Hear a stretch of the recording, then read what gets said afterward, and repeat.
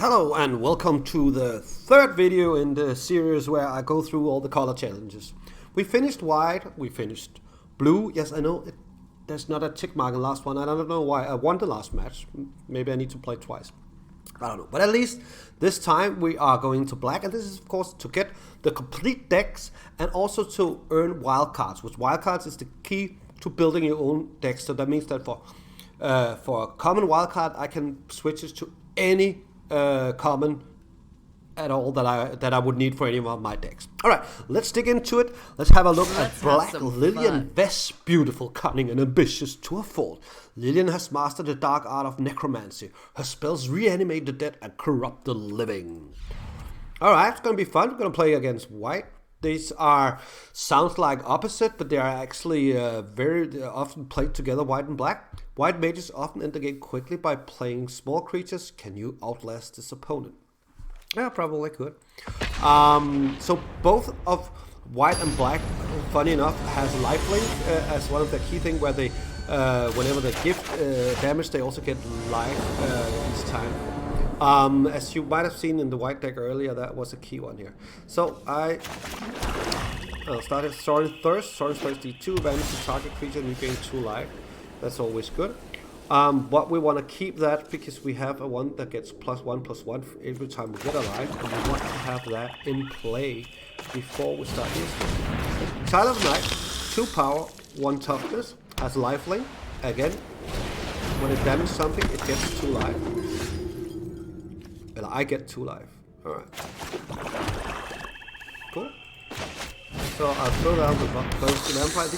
These are bot games that we're playing against, so they don't have many surprises. I attack, and I attack with the sole purpose actually to take out the solid Shrine Creeper, but then also I will get +1/+1 to my creature here.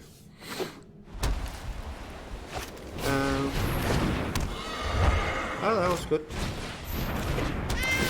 Yeah, still good. Alright. So we just want to do everything we can. I will throw Sorin's Thirst now to take out the Charm String, giving me +1/+1 on this one. Normally I would play them after my main round. Should have played that one after my main round. But he's tapped, so he doesn't have any options.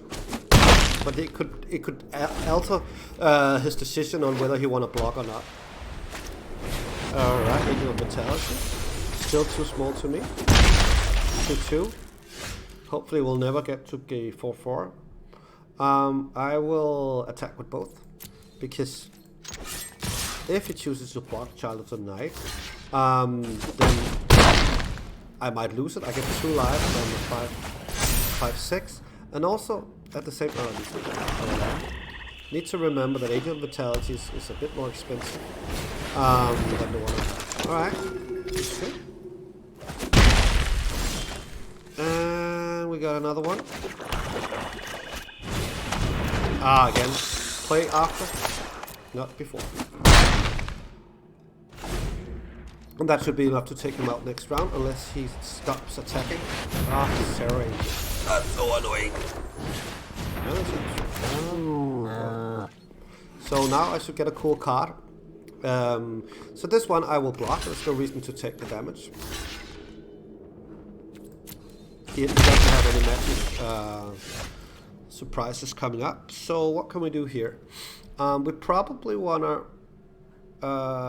take out the Shrine Keeper to boost both of my creatures here.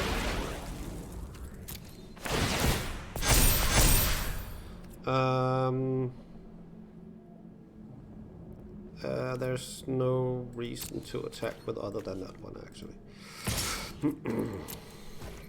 See if he blocks with this. And then he's dead next turn, unless he finds something. I played the last land. Just normally I would recommend keeping that land, so it looks like you have possibilities. We will take the damage. We have 26 life. Life is a resource, and we have plenty of it. He doesn't. Alright, so that's it. And he is dead now. No, it's not. Sorry, my bad. I didn't see that he didn't attack. That was a very bad play for me, so now he would actually have punished me. Okay, we will try again. So this one is very interesting. We'll attack with this one, because this card is very powerful. Has lifelink, will boost the 101, but it also have death touch. So even if Sarah Angel blocks it, he would be out. Yeah. We should have attacked the both of them. Okay, but it's good that it's a bot. There's room for mistakes here. Centipede dies, put a 1/1 counter on target creature control. I think we are just gonna attack with the bloodthirsty one until he actually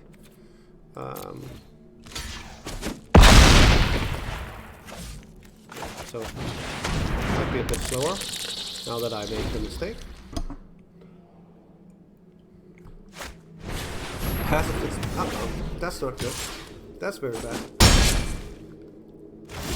We do not like pacifism. We have murder now. Should that be enough for us? Destroy target creature. Yes. Okay. Play real slowly.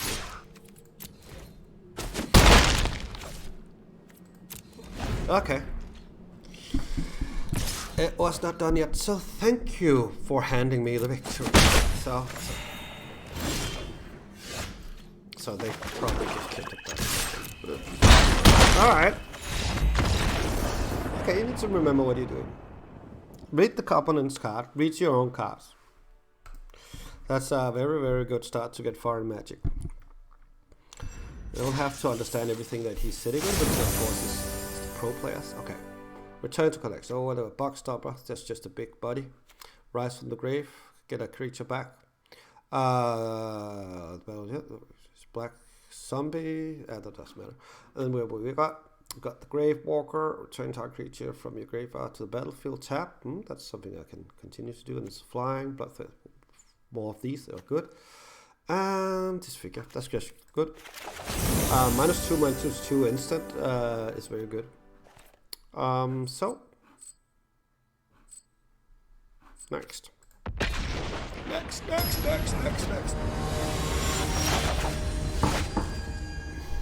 Jace Bellerin. Okay, he's the blue guy, blue planeswalker. Okay, now I have a better start. These vampires are very good to have here. I think the opportunity here that we will be looking at.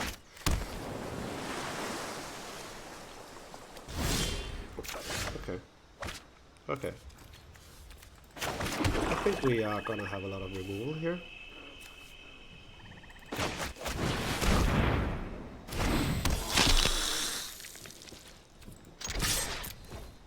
And as we kind of expect, this is very scripted, meaning that it's already chosen what cards we are gonna get here.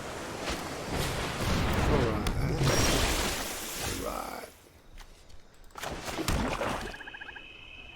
Do you want to murder that one? That's not likely. Am I supposed to go on a murdering spree? I don't really. Normally, I would never murder Coral Merfolk because it's not a threat. So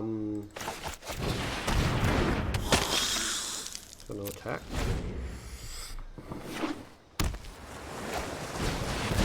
Yeah, that's the deck we played last time. There was no Coral Merfolk, at least not that I saw. I want to take 2. This one I have an extra opportunity that I want to use later on. Loses 2 life and you gain 2 life. So I'm keeping it for now. How do you get it? Flying at the end of the turn. If you enable lost time, lost life this turn, put a 1/1. Okay.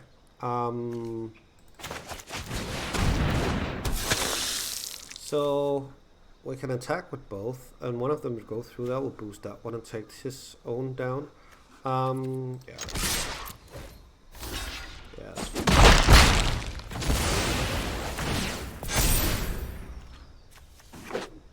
Who wants to start? Okay, card roll. Okay, thank you. 2-1, no thanks. Okay.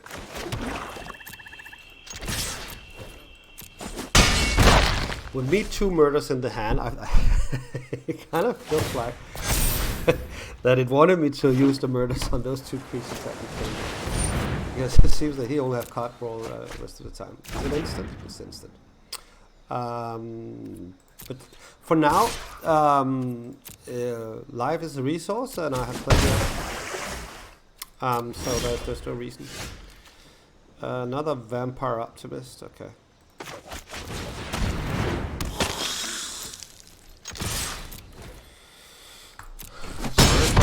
I'm gonna get +1/+1. Oh, swap. Swap. Alright. Slowly ramping up. I get one of these that makes this other thing cheaper, but itself is not something specific. Okay, throw a card. Oh. Probably need to decide. So I'll put up here, press a stop at the end, just to be sure that we stop. Because I want to use a murder now, probably. On that one. Okay. So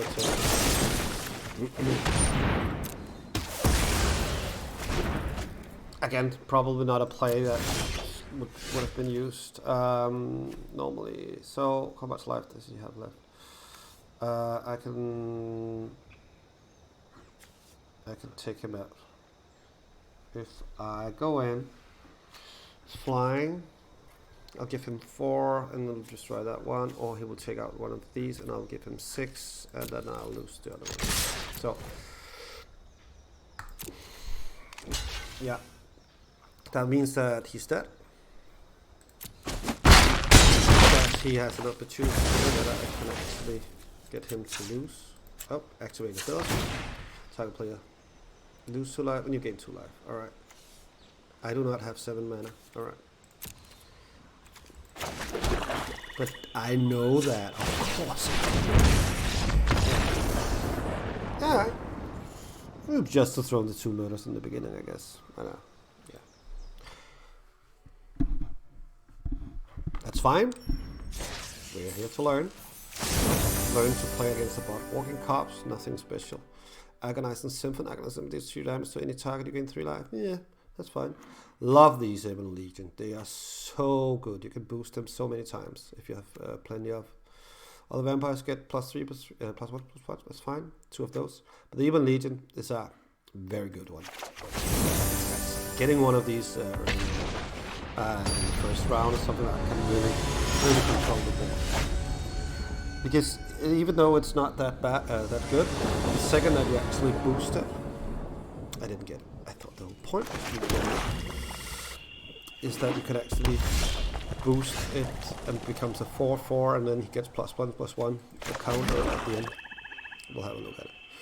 This figure, Child of the Night, Dark Remedy. Yeah, okay, I guess.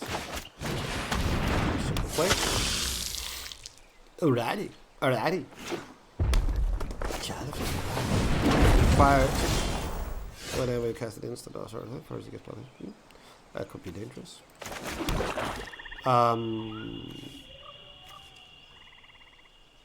Okay, if I get +1/+3, it must be because I need to take that one out. So we're not really gonna. But sure. Alright, we'll attack. And we'll wait to see the blockers. See down here, then declare attackers. That's what I'm doing now. We are declaring blockers. That's done now. I'll throw the back on my creature. So it becomes a 3/4 until end of turn. And that's super. End turn. And I have disfigures. If it costs anything small, I'll take that one out as well. Yeah, thank you.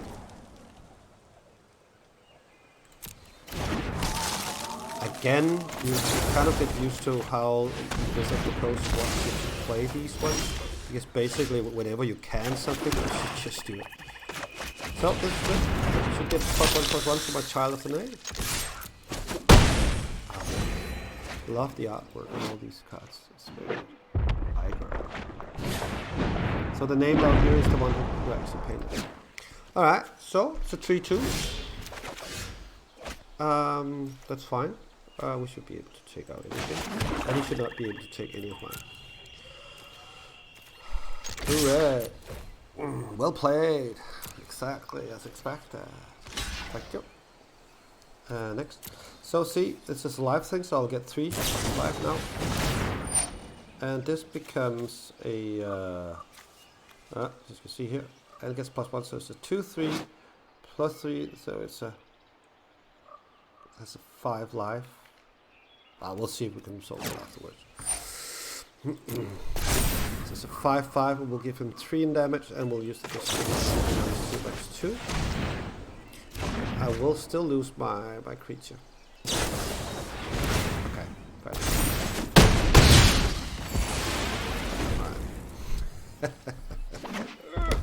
That was a lot of combat tricks.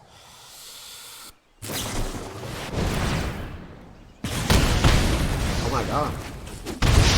Am I losing now? No, I'm not. So now you'll see the power of it.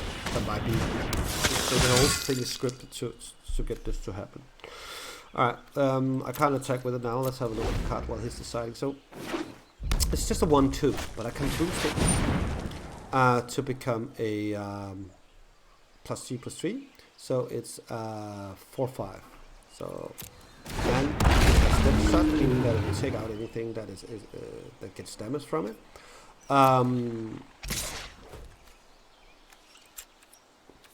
So I activate the ability. And you can actually do that multiple times, which you will probably see when the Shivan Dragon is blocking in a minute.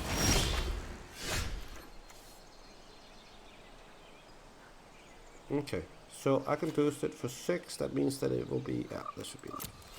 So just this one evenly will take out one of the biggest card out there. Okay, we'll boost it twice. So, activate ability. Yes, and activate ability. So, this is just a 1 mana card. And I've just taken out one of his 6, his Shivan Dragon was 6 mana. So I'll just double check here. You can always go in and see the graveyard, what they have, and you can also see what's in my graveyard. Okay, well, what we want to do now is, of course, attack and then continue to boost. I can't take it out with this one anyhow. Alright, next blockers. And we'll just activate. Next damage. And throw the swarm. That's it. So, if he loses 4 life, he will get a permanent +1/+1 counter. Right? My turn. Finally. Okay. Thirst for blood. I'll just go in and give him that damage. I'll just boost 1, and then I have 3 mana left, and that's enough. So we wanna increase our presence on the board. 1 attacker, 2 damage. Because there's no blockers. Activate ability. Why can't I double click? I don't understand. Alright. And as you will see here, then we'll get a +1/+1 counter on. So that's +4. And that's it. Full attack both. See if they have anything. Oh, yeah. So here I actually tap the land.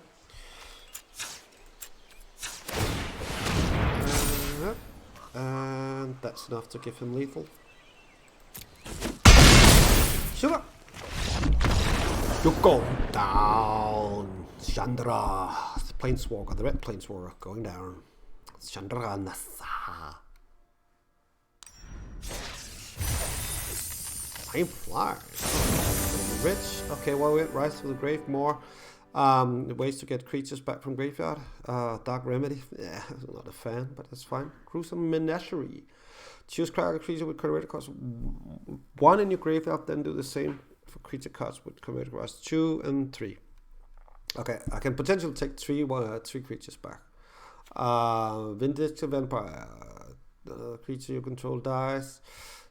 And each opponent you gain 1 life. That's okay. In this format, I guess it's fine. So every time you lose a creature. So last bot match. Right. Vivian Reed, the green one. Okay. It's gonna be interesting. Alright, not much to do. Yes, sir. What else? Another ramp, I think. Very, very popular one. You throw that one out and get another mana, so that means that he will have potentially 3 mana. Next one. Child of Night. So what do we then want to do here? Throw some vampires out. So it means that he wants you to sacrifice creatures. No thanks. Since I will be needing to sacrifice creature, we expect. So this get +1/+1 to something. Vindictive Vampire also does something. So now they actually have to have 3 of these and 2 of those, so that's 5 mana. So this one, when this one dies, get +1/+1 target creature. Well, that means that we will need to have something to get that counter on. And Child of the Night, we do not want to take them out. We expect him to have a...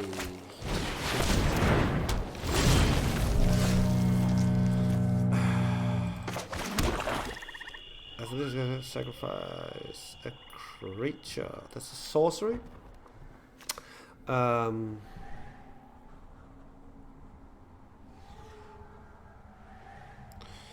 So, how's the play here? I want to take out Child of the Night. It has lifelink. Alright, so this is how we're going to do it. I'm going to throw this one in. And then we're going to use that one. I'm going to target creature. It's the primary word. What sacrifice this one? Because when this goes into the graveyard, I will get something. So, target creature I control, I will get a +1 put. So now I have a 1 mana, now a 3 mana creature for the Gruesome Menagerie. Alright, good.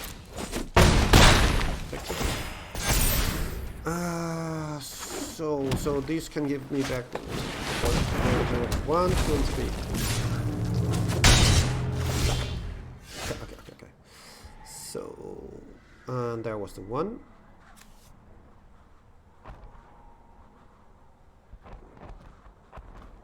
There was the 1. Alright, we'll probably want to take that one. Because this little girl can vampire has death touch, so that will take out anything that gets damaged by death touch. Get 1 damage. We'll have lethal, meaning that. Okay, next round I do not have enough to cast this one, so I will not sacrifice this one yet. Why are they not attacking with more?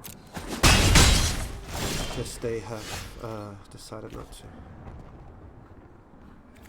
Vindictive Vampire.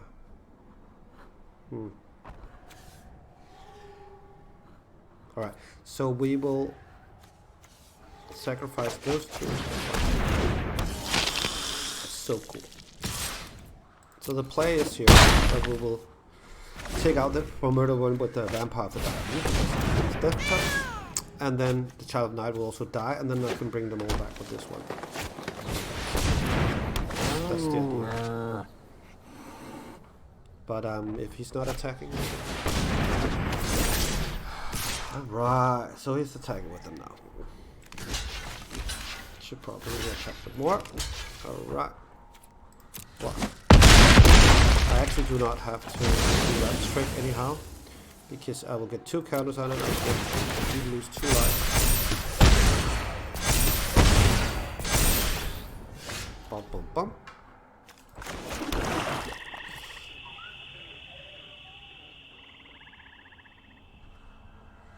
Okay, and they go back to the battlefield. Alright, let's just try it out, just to see how it works. So, I need to take one with 1 mana, and one with 2 mana. It's already done. It's already done. Okay, this is the optimal way of using it. Alright. And that kind of concludes that one. And another victory, and now we are only missing the last game where we need to play against another player. So victory is done, and we can upgrade. Do we get anything interesting? Rats you control have menace. Menace means that creature can only be blocked. It has to be blocked by a minimum 2 creatures. Can create red tokens, sacrifice 3 red, gain control of target creature. Okay. Okay. Another vampire, another bloodthirsty aerialist. Alright, good. Upgrade deck, and final match. Out for blood. Final match against an opposing player. Opposing. And as if you've seen the other one, it doesn't matter whether you win or lose this one. You will still get the reward, which is 2 common wildcards and an uncommon wildcards. And these are key to getting your first real deck up and running. These wildcards, because the common wildcard will enable you to trade it in for any common in any set. Alright, so this is a real match here, so we can choose to keep the 7 or we can mulligan. So when I decide whether I want to keep one, I'll check, okay, do I have lands enough to play the first couple of rounds?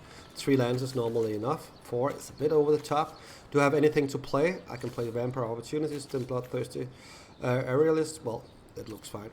It's not the best hand. Preferable you would have had one of the ones with the Assassins where you have the Lifelink Death Touch on. This is a brilliant first round card. So let's see what we're playing against. We are playing against Kirinder. This was the one I wanted to have last round. I will still put it down. The reason why I want to put it down now is that you can attack next round and then get the Bloodthirsty Aerialist +1/+1. So we're playing against green, and green are normally big creatures and very good at ramping up a lot of mana. Probably should see Season of Growth. Probably something that matters whenever a creature enters this battlefield, or you can just scry 1. Okay, that's fine. Alright, and I want to play this before we attack, because now I will get a bonus to it. This is very good because there's not much flying in the green deck. Normally never any flying. They normally have reach. If a creature has the ability of reach, they can reach the flying creature, so to say, so they can block creature with flying without having it themselves. So normally green does not have any removal, but they do, however, have the possibility to remove creatures. No, sorry, not to boost their own creatures with the various enchantments. Alright, I'm not gonna untap target creature. Do I want to do that? Want to take it out now, so it's gonna be a 4/4.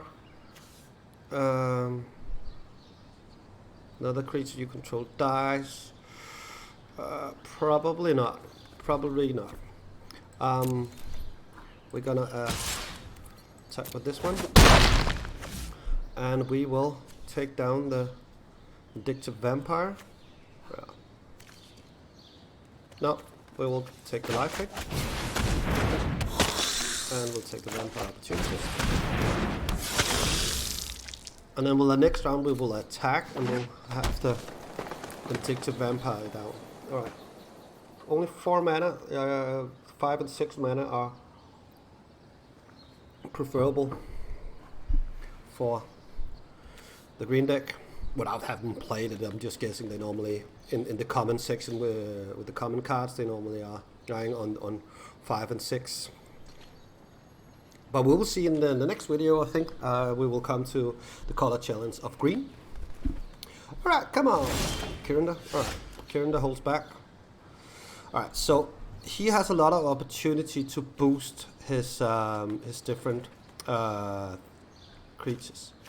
Maybe I will just have the Vampire Lord going down now, and then win. This will do 3 damage to any target. This is something we want to do afterwards. So we are gonna attack only with the vampire aerialist and shoot. See what happens. Played a little bit safe here. Not a bot we're playing against.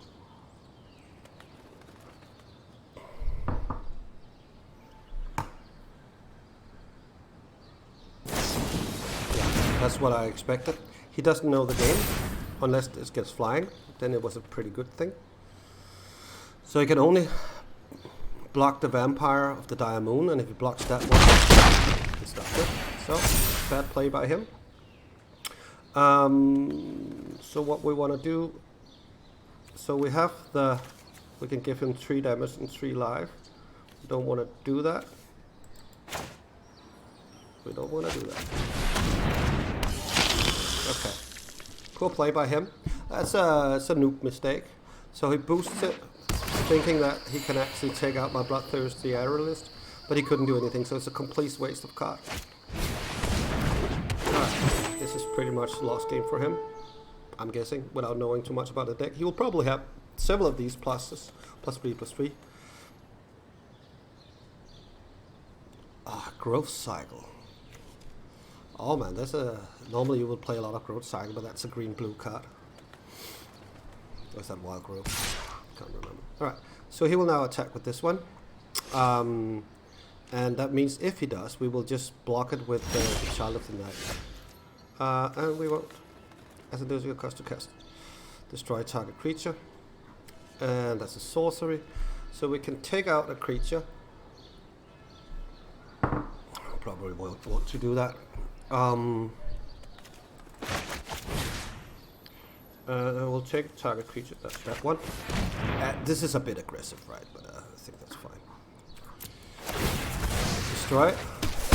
Should normally have saved it until the point. Okay, so we got +1/+1. And we will attack with only these 2. So this one will have lifelink. If it dies, it gets +1/+1. So this will get a lot of pluses if it blocks that one. Vampire of the Dire Moon would also take it out, but it's a small card. There's no reason to take it out. But if he blocks Child of the Night, that's a big mistake for his side. Because this Vindictive Vampire gives me 1 life each time one of my creatures dies. Oh. And it also gives me 1 life. If it has life. So all of a sudden, I now have lethal damage next turn. This is a pretty solid deck. I do not know if he's done something wrong. If he could have played it differently. Looking back, I could have played it differently. Alrighty, Kirinder. Are you ready for your loss? Alright, even though if he takes out my bloodthirsty aerialist, we will still be able to give him 3 damage directly. Yeah, it's pretty much done for. Alright. That's a good card. Don't help him now. Unless there's fights.